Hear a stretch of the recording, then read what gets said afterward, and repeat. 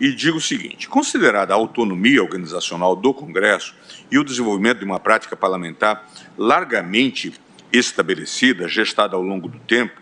é de bom aviso adotar técnica decisória intermediária, que conceda aos poderes executivo e legislativo uma via de composição desse eventual impasse constitucional. Eu até ouso dizer que eventual decisão, considerando essa caminhada que eu já fiz aqui,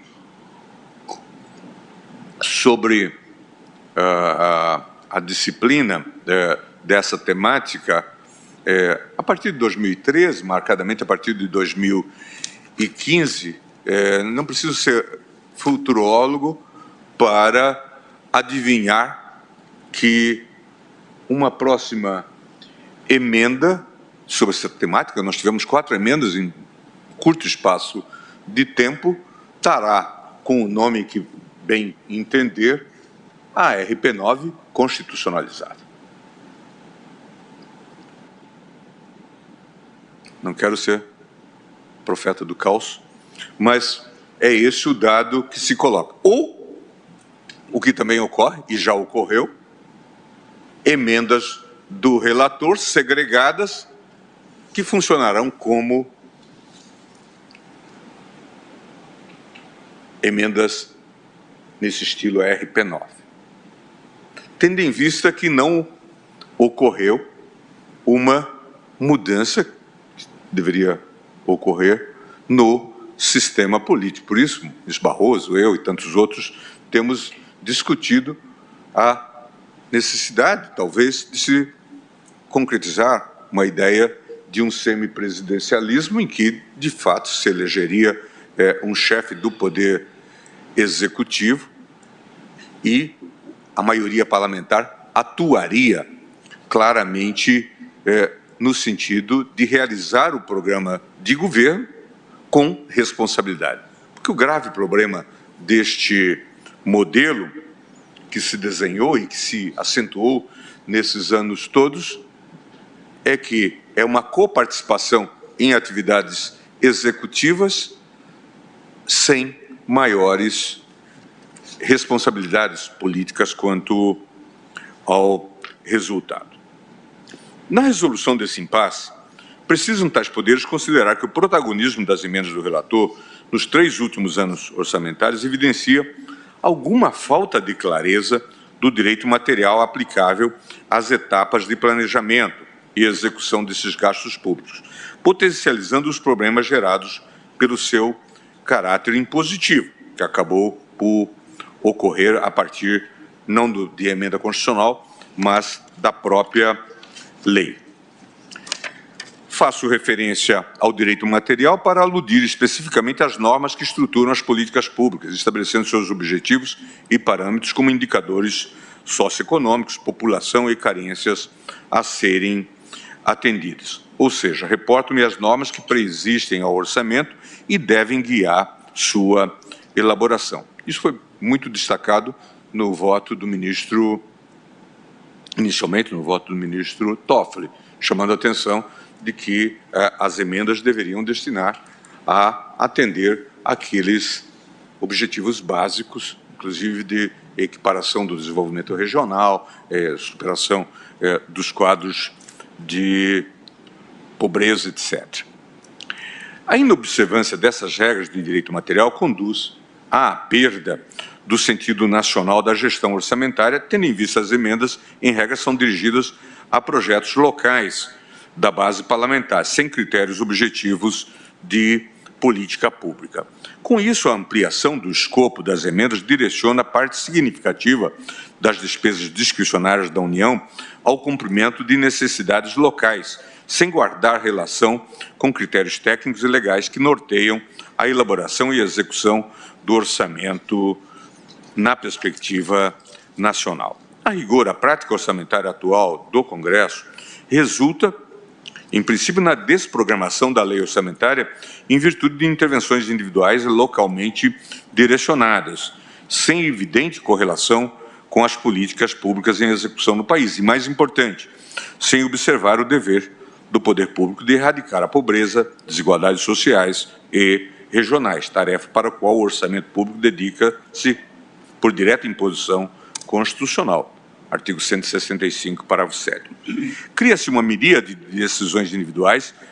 e não coordenadas, criando-se contexto em que se perde o interesse em discutir o orçamento à luz das prioridades nacionais. Eu até saúdo, presidente, o fato de Vossa Excelência ter pautado esta ação exatamente para esse momento, quando nós estamos, inclusive, a discutir um novo orçamento, no início de um novo governo, porque é a oportunidade que se tem de deitar luzes, acho que pela primeira vez, sobre toda essa tessitura, essa mecânica que se desenvolveu e que se consolidou nesses últimos 6, 7 anos, a partir da emenda, da adoção da chamada emenda impositiva. Acho que é a oportunidade de nós todos entendermos esse desenvolvimento e, de alguma forma, tentarmos fazer alguns aperfeiçoamentos. A própria função principal do Poder Legislativo no processo orçamentário é perdida. Aquilatar a observância no orçamento dos comandos constitucionais e legais que norteiam a atuação do Estado brasileiro. Ademais, com o protagonismo das emendas do relator geral, corre-se o risco de as emendas passarem a programar a administração pública, ditando-lhe as prioridades. Acaba-se por adotar um modelo de parlamentarismo, em dada medida, ou de semipresidencialismo, sem as características de um novo regime de governo. Trata-se de distorção sintomática decorrente da alteração levada a efeito ao longo da última década na forma de gerir e executar o orçamento público à revelia do programa de governo, cuja condução cabe ao Poder Executivo Federal. Eu estou citando aqui um autor alemão célebre, o professor Hartmut Maurer, a propósito dessa questão do orçamento, e caminhando já quase para o final, presidente, eu digo o seguinte: dessa forma, a impositividade trazida pela LOA de 2022 revela um trânsito para a inconstitucionalidade.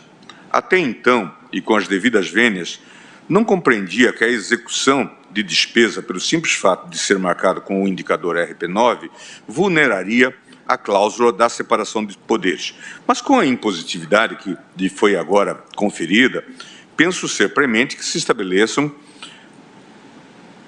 critérios objetivos de orçamentação, justificativa das despesas e dos montantes, de repartição equitativa das emendas de políticas públicas. Do lado do Poder Executivo, esse precisa se comprometer com o desenvolvimento de regras setoriais que assegurem que apenas aqueles entes, entidades que possuam capacidade técnica de execução possam ser beneficiários de tais transferências, sem se chegar ao extremo de simplesmente se inviabilizar a execução de projetos locais pelo excesso de normas infralegais. A compatibilidade das emendas de relator geral dependeria de um eixo de políticas públicas bem definido, em que não seria o recurso financeiro que atrairia entes e entidades, mas sim o contrário, entidades cadastradas pelo Ministério Setorial e com projetos prontos, lá já aprovados, é que poderiam ser indicadas pelos parlamentares. Claro, tudo isso, repito, sendo guiado por critérios objetivos e, quando o caso, precedido por política pública. Em síntese, à guisa de conclusão, o complexo sistema de regulação multinível das emendas parlamentares, com um intrincado mosaico de regras constitucionais, legais e infralegais, deve ser harmonizado por normas de organização e procedimento que, sem engessar o campo de atuação dos poderes da República, materializem os princípios constitucionais do processo orçamentário, como impossibilidade de equiparação dos regimes jurídicos das emendas individuais e das emendas de relator, especialmente quanto à obrigatoriedade de execução dessas despesas pelo Poder Executivo. Atendimento da legislação estruturante da respectiva política pública, sobretudo no que concerne aos critérios de distribuição de recursos, como população e índices socioeconômicos do ente da Federação. Assim, compreendo que, apesar de ainda constitucional, encontra-se em trânsito para eventual inconstitucionalidade, no regime das emendas do relator do orçamento, fórmulas normativas tais como a expressão "e exceto quanto à exigência de anulação integral a que se refere a linha B do inciso 3º,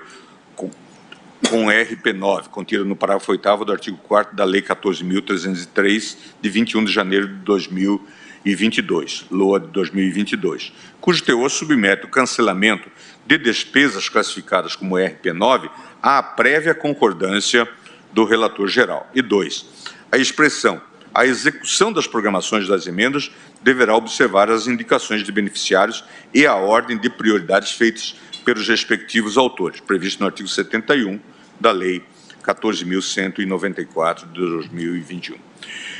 Trato agora dos problemas de transparência e rastreabilidade do regime de execução das emendas do relator, dizendo que o princípio da transparência ou clareza foi estabelecido pela Constituição como pedra de toque do sistema financeiro. Transcrevo, então, várias orientações nesse sentido e digo o seguinte: nessa linha, a transparência fiscal orienta a relação entre Estado e sociedade, oferecendo condições fáticas para que o controle social possa operar. Não se resume à publicidade, requer mais do que isso. No caso em tela, compreendo que as emendas do relator previsto no artigo 144 da Resolução 1 de 2006 consubstanciam despesas de natureza primária, discricionária, de modo que não há uma relação assim dita bionívoca entre a indicação do beneficiário pelo parlamentar e a execução da despesa pela pasta ministerial ou órgão administrativo respectivo. Eu que agradeço, doutor Augusto Aras. Feito o registro, cabe-me proclamar o resultado.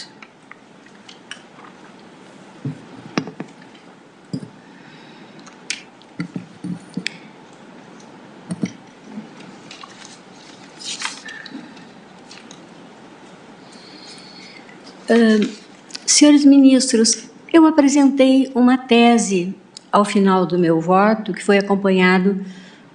por 5 integrantes da Corte, formando com o meu voto a maioria. Como o ministro André Mendonça observou na sentada anterior, o plenário ainda não chegou a uma conclusão, postergamos a um debate futuro, sobre a emissão de uma tese de julgamento nas ações de controle concentrado de constitucionalidade. Então, eu consulto Vossas Excelências se não seria o caso de deixar a minha tese de julgamento com uma conclusão do voto que apresentei a todos, uma vez que o debate se fará oportunamente sobre a oportunidade de tese também na fiscalização abstrata. Todos de acordo que fique com uma conclusão do meu voto? Então, eu vou proclamar o resultado. O plenário, por maioria de votos, assentou o prejuízo das ADPFs 854 e 1014, no que impugnam o decreto 11.190 de 2022, ante a perda superveniente do objeto, na fração de interesse, e conheceu integralmente das ADPFs 850 e 851, e em parte das ADPFs 854 e 1014, rejeitando todas as preliminares suscitadas, vencido o eminente ministro Nunes Marques. No mérito, por maioria, julgou procedentes os pedidos deduzidos nas ADPFs 850, 851, 854 e 1014, para declarar incompatíveis com a ordem constitucional brasileira as práticas orçamentárias viabilizadoras do chamado esquema do orçamento secreto, consistentes no uso indevido das emendas do relator geral do orçamento para efeito de inclusão de novas despesas públicas ou programações no projeto de lei orçamentária anual da União. Declarar a inconstitucionalidade material do artigo 4º do ato conjunto das mesas da Câmara dos Deputados e do Senado Federal, número 1, de 2021, e do inteiro teor das resoluções Congresso Nacional número 2, da resolução Congresso Nacional número 2, de 2021. Conferir interpretação conforme as leis orçamentárias anuais de 2021 e de 2022, respectivamente, leis 14.144 de 2021 e 14.303 de 2022, vedando a utilização das despesas classificadas sob o indicador orçamentário RP9 para o propósito de atender a solicitações de despesas e indicações de beneficiários realizadas por deputados federais, senadores da República, relatores da Comissão Mista de Orçamento e quaisquer usuários externos não vinculados aos órgãos da Administração Pública Federal, independentemente de tal requisição ter sido formulada pelos sistemas formais ou por vias informais. E ainda, cabendo aos ministros de Estado, titulares das pastas beneficiadas com recursos consignados sobre a rubrica RP9, orientarem a execução desses montantes em conformidade com os programas e projetos existentes nas respectivas áreas, afastado o caráter vinculante das indicações formuladas pelo relator geral do orçamento, nos moldes do artigo 2º, parágrafo 1º do Decreto 10.888 de 2021. E, por fim, determinar a todas as unidades orçamentárias e órgãos da administração pública em geral que realizaram o empenho, liquidação e pagamento de despesas classificadas sob o indicador orçamentário RP9 nos exercícios financeiros de 2020 a 2022, a publicação dos dados referentes aos serviços, obras e compras realizadas com tais verbas públicas, assim como a identificação dos respectivos solicitadores e beneficiários, de modo acessível, claro e fidedigno, no prazo de 90 dias, vencidos em parte nos termos dos votos proferidos neste plenário,